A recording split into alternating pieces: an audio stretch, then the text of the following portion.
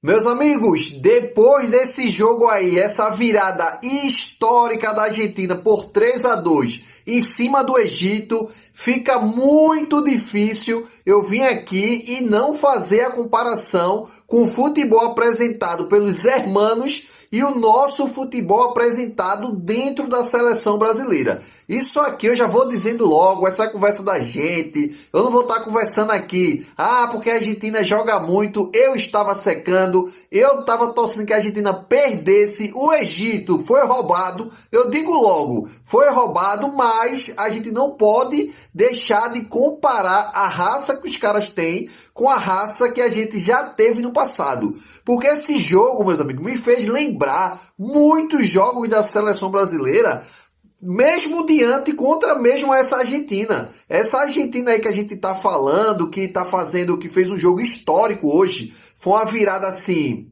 surreal, que teve o cara que colocou a camisa 10 e disse que ele era o cara, ele vai lá, bate pênalti, perde pênalti, que é normal no futebol, e não sente a pressão, porque assim, eu fico chateado, que é a capa do vídeo aí que vocês viram, com Vinícius Júnior, meu irmão. Até agora, não é inadmissível o cara chegar e não bater aquele pênalti contra a Noruega. Então, não é choradeira, nada disso, é só pra gente olhar e refletir. Eu acredito que os mais jovens nem lembram disso, assim. Eu já tenho meus 34 anos, beirando meus 35. Então, assim, eu já vi seleção brasileira perder.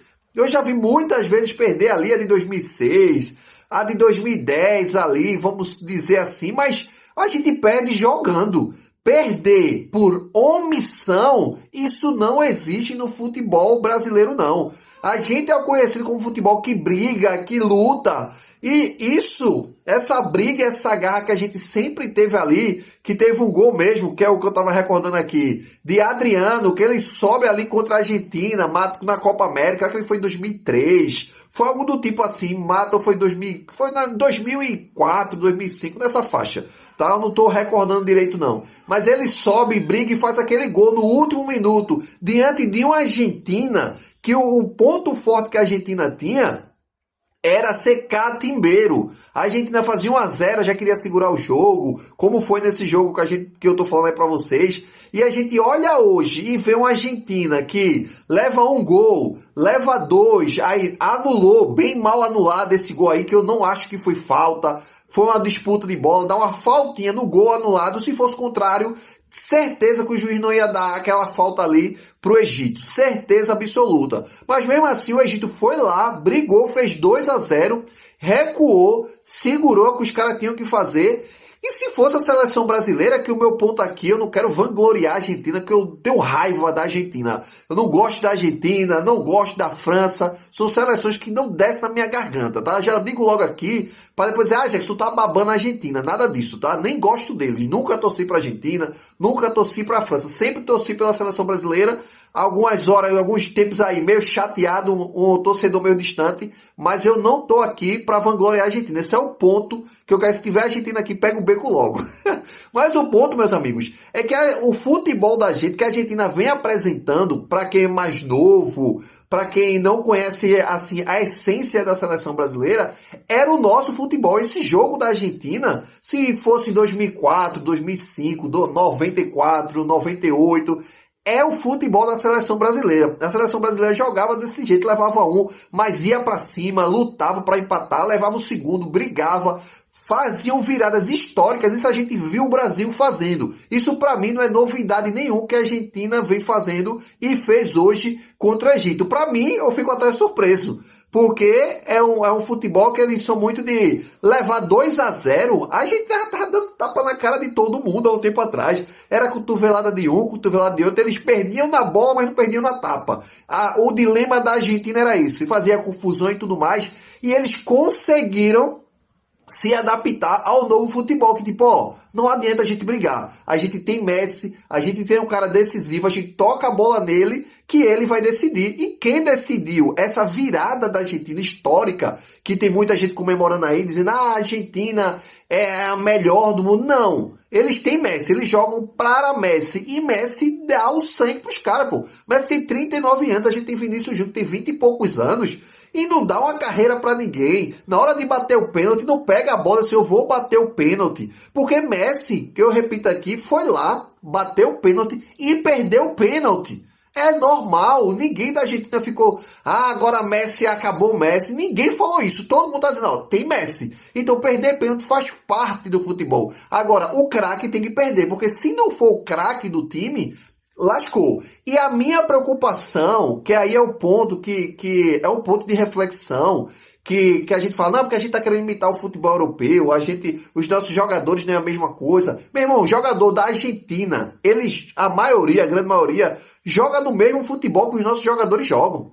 É o mesmo futebol. Uns jogam aqui uns jogam na Argentina ainda, do jeito que tem uns jogadores da seleção brasileira que também jogam no Brasil e se chocam na Libertadores da América. Eles se chocam, eles brigam, é luta, e o Brasil até então, a maioria das vezes na Libertadores da América, a gente vai lá e consegue ganhar mais títulos, tá, recentemente, do que a Argentina, o futebol argentino. Não lembro a última vez que o futebol argentino ganhou a Libertadores da América. É só pra gente parar com essa questão de dizer, porque o futebol acabou, tá querendo virar europeu, e esses caras, não é nada disso. O que falta na nossa seleção é a gente olhar para jogadores que determina, pô. Não adianta a Ancelotti poderia ter colocado os caras ali, tudo na zaga ali, como a turma falou, 34%. Mas, pô, na hora de bater um pênalti, teve a oportunidade de pênalti, pipocou, teve a oportunidade de fazer gols e perdeu gols porque sente a pressão. A seleção brasileira, essa geração que graças a Deus está acabando,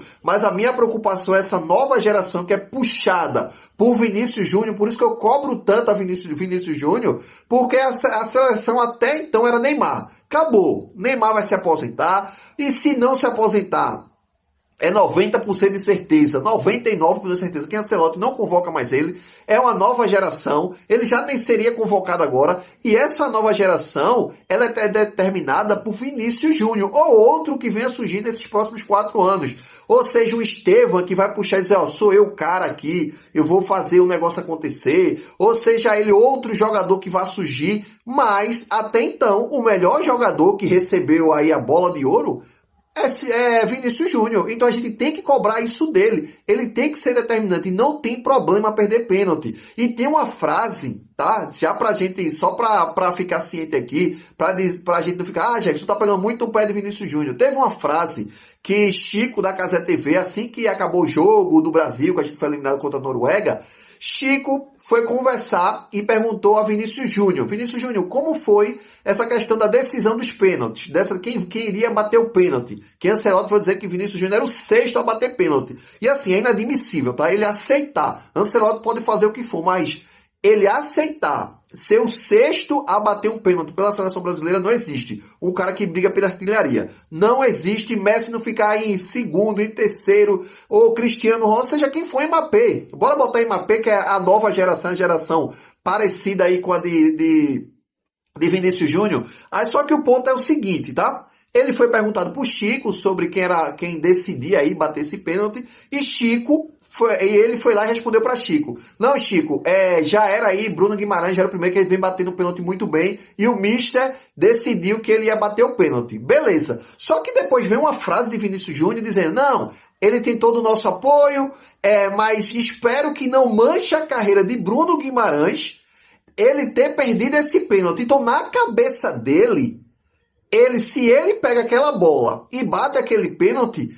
ele ficou com medo, deu a entender, tá? Eu entendi isso, que ele ficou com medo de bater o pênalti e esse pênalti manchasse a carreira dele. Pô, o Vinícius Júnior foi lá e bateu o pênalti e perdeu. Por isso que o Brasil não se classificou. E ele ficou com medo, porque ele pegou a bola, como todos os jogadores fazem hoje, ficou ali. Se ele conversa com o Bruno Guimarães, eu tô confiante, deixa eu bater o pênalti, ele ia bater o pênalti. Eu queria ver se Ancelotti ia entrar no campo e dizer, saia daí. Ele ia bater o pênalti, entendeu? Mas o ponto que deu a entender, quando ele fala essa frase, logo ao pós-jogo, que Vinícius Júnior fala, dá a entender que Ó, se eu perdesse esse pênalti, eu poderia manchar minha carreira. Do jeito que ele estava pensando que poderia manchar a carreira do até então melhor jogador da seleção brasileira, que era Bruno Guimarães. O que deu a entender foi isso, beleza? E só a minha conclusão, meus amigos, pros novatos ou pros mais velhos aí que vão entender esse jogo da Argentina, como eu fico indignado com esse jogo da Argentina, porque é um jogo que funciona ainda. É um jogo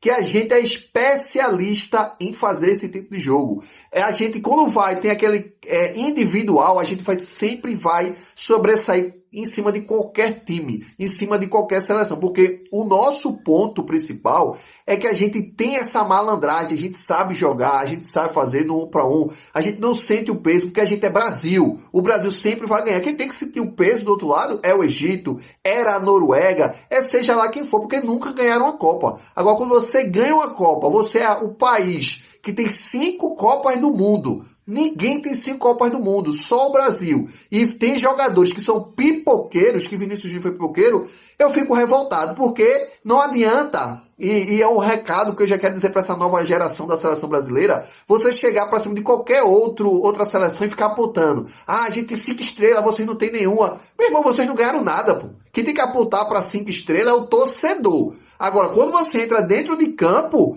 você não fez nada, pô. Tu fizesse o quê? Eu vi o que é que Vinícius Júnior fez para apontar para dizer que tem 5 estrelas. O que é que Neymar fez para dizer que tem 5 estrelas? Eles não fez nada.